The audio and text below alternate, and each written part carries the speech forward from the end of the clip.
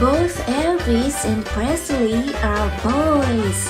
Elvis loves Presley so much, and he is kissing Presley and licking his face.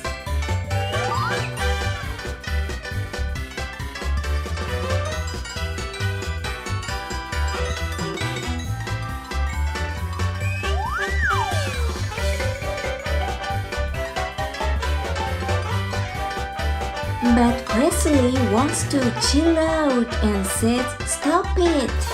This is their daily life."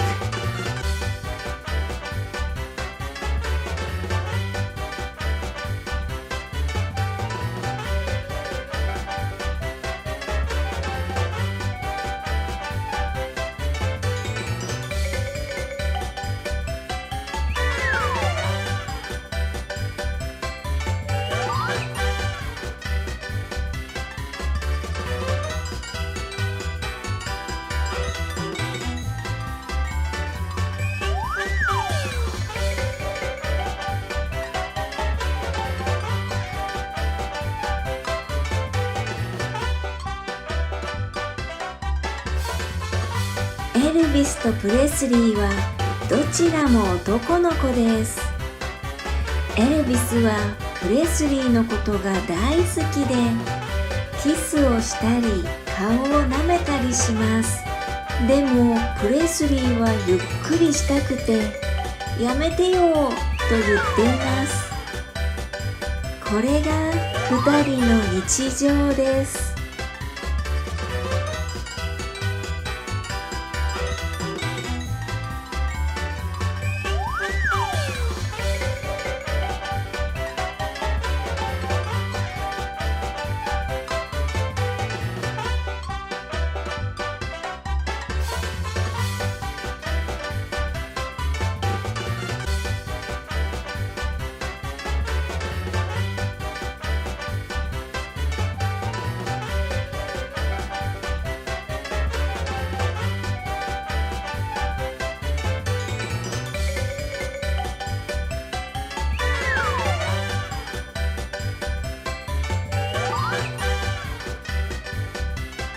Thanks a lot for watching, and I'll see you soon. Bye bye!